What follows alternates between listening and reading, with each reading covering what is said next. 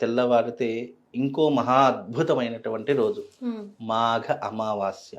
ఈ మాఘ అమావాస్య అనేటటువంటిది స్నానానికి, దానానికి, అతిథి భోజనానికి, అలాగే మనం చేసేటటువంటి పితృకర్మలకు పెట్టినటువంటి పేరు మాఘ అమావాస్య. హ్మ్. ఎప్పుడైనా శివరాత్రి తెల్లవారితే అమావాస్య రావడం జరుగుతుంది.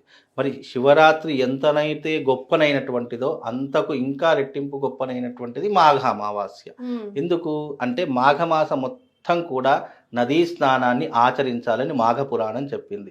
మాఘపురాణంలో నదీ స్నానము, దానము, జపము నీ జీవితాన్ని ఉద్ధరింపజేసేటటువంటిది అని అర్థము. గురుగారు. ఈ మాఘమాసం మాఘ అమావాస్య అనేటటువంటిది ఏం ఆచరించాలంటే ముఖ్యంగా నీ జీవితంలో నువ్వు ఏం చేసినా చేయకపోయినా మాఘ అమావాస్యలు 3 కర్మలు ఆచరించాలి. హ్మ్. ఆ 3 కర్మలు ఏంటి అని అంటే గనక నువ్వు మొట్టమొదటిగా బ్రహ్మ ముహూర్తంలో లేవడం.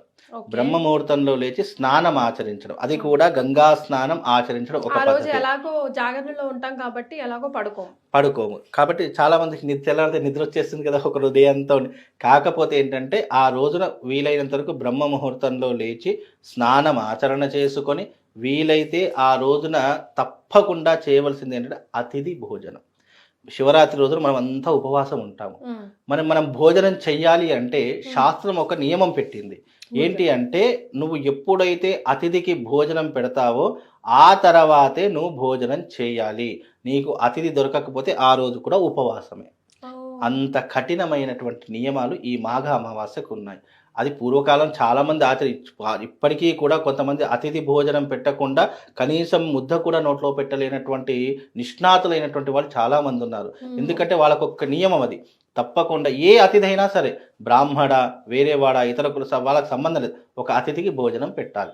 భోజనం పెట్టిన తర్వాత ఆయన తృప్తిగా భోజనం చేసిన తర్వాతే కుటుంబ సభ్యులందరూ భోంచేసేవారు. అలాంటి పద్ధతులు ఆ యొక్క పద్ధతి ఎవరైతే పెట్టుకుంటారో నిజంగా వాళ్ళు కారణ జన్ములు అని చెప్పుకోవచ్చు. అంత విశేషమైన. అలాగే ఈ శివరాత్రి రోజు మనం అందరం ఉపవాసం ఉంటాము.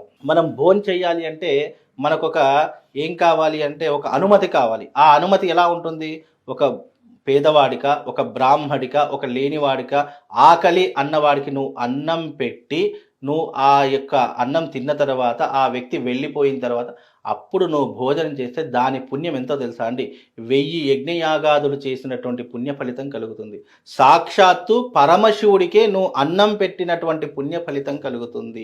సాక్షాత్తు ఆ పరమశివుడే నీ ఇంటికి అతిథిగా వచ్చాడు అని భావన చేసి నువ్వు భోజనం పెట్టాలి. ఎవరో పేదవాడికో లేనివాడికో అన్నం పెడుతున్నానని మనసులో భావన చేసుకోకూడదు.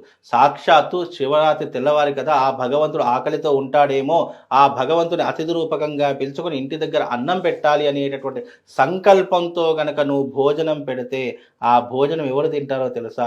ఆయనలో ఉన్న పరమాత్ముడు తింటాడు. ఆయనలో ఉన్నటువంటి సాక్షాత్తు ఆ పరమేశ్వరుడే భోజనం చేస్తాడు. పరమేశ్వరుడు భోజనం చేసే బాధ్యత మనకు. ఆ పరమేశ్వరుడు నిజంగా మన దగ్గరకు వచ్చేస్తే మన కాలు చేతులు ఆగుతాయా అండి? మరి. నిజంగా శరీరం అంతా పులకరిస్తుంది. ఆనందంతో అసలు ఏం చేస్తున్నామో కూడా అర్థం కాదు. అంత విశేషంగా ఆనందంగా అతిథి భోజనం పెట్టడం ఒక పద్ధతి. గురుగారు. గంగా స్నానం అయింది, అతిథి భోజనం అయింది. అతిథి భోజనం తర్వాత చేయవలసినటువంటి క్రతువు ఏంటంటే నీ పితృదేవతలకు తర్పణాలు ఆచరణ చేసుకోవాలి. అమావాస్య అంటేనే పితృదేవతలకు తర్పణం చేసేటటువంటి విధి. నీ పితృదేవతలకు అందులోనూ శివరాత్రి తెల్లవారి వచ్చే అమావాస్య పితృదేవతలకు చాలా ప్రీతికరమైనటువంటిది. నీ పితృదేవతలకు తప్పకుండా శ్రాద్ధ విధి లేదా తర్పణము, తిల తర్పణం వదలాలి. అలా వదిలిన తర్వాత నువ్వు మొట్టమొదటిగా తినేటటువంటి భోజనం ఏదైతే ఉంటుందో అందులో ఒక ముద్ద తీసుకొని ఒక గిన్నెలో కానీ ఒక రావి ఆకులో కానీ ఏదో ఒక అరటి డొప్పలో కానీ దేంట్లోనే పెట్టి ఆ మొదటి ముద్ద తప్పకుండా నీ ఇంటి బయట ప్రహారీ కూడా ఉంటుంది, దాని మీద పెట్టిన తర్వాతనే నువ్వు భోజనం చేయాలి.